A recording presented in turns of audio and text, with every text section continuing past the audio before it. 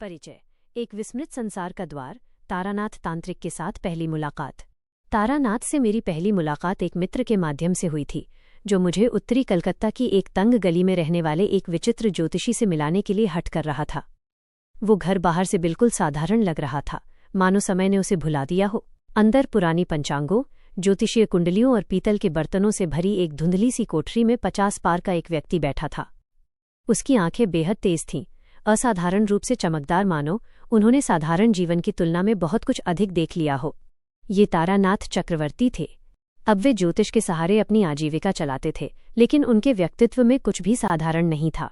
मुवक्किल आते जाते रहते थे, जिनमें से कुछ गहरे सम्मान के साथ उनके पैर छूते थे। फिर भी वो कमरा गरीबी की गवाही दे रहा था।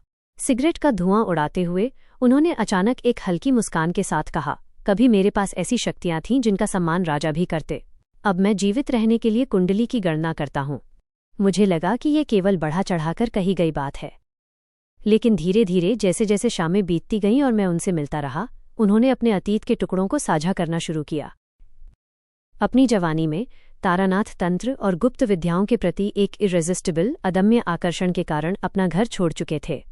बंगाल भर में भटकते हुए श्मशान घाटों, घने जंगलों और दूरदराज के गांवों में वे ऐसे गुरुओं की तलाश में थे जिनके पास सच्चा सिद्धि ज्ञान हो।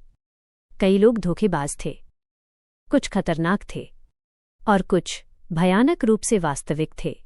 उन्होंने उन रातों का जिक्र किया जो जलते हुए श्मशान घाटों में बीती थीं, जहां सियार हुआ करते थे और नदी के किनारों पर अजीब सी रोशनी तैरती थी।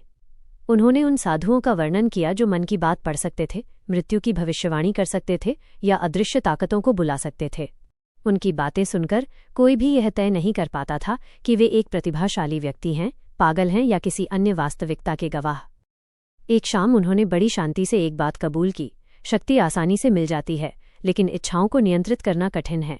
यही वो जगह है जहां अधिकांश तांत्रिक गिर जाते हैं।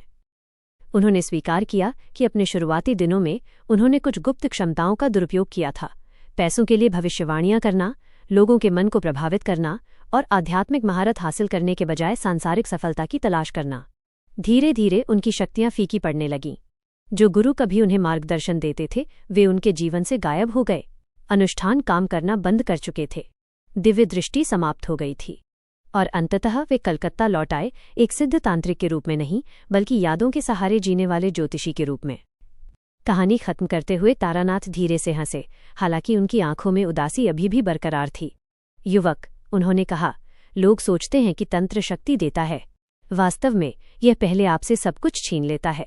उस रात जब मैं उनके घर से बाहर निकला तो मुझे एक अजीब सी अनुभूति हुई, मानो मैं साधारण वास्तविकता के साथ मौजूद किसी छिपे हुए संसार में क्षण भर के लिए कदम रख चुका हूं।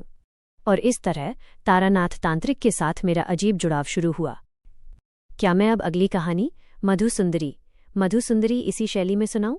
ये तारानाथ के अनुभवों में से सबसे भयानक कहानियों में से एक है।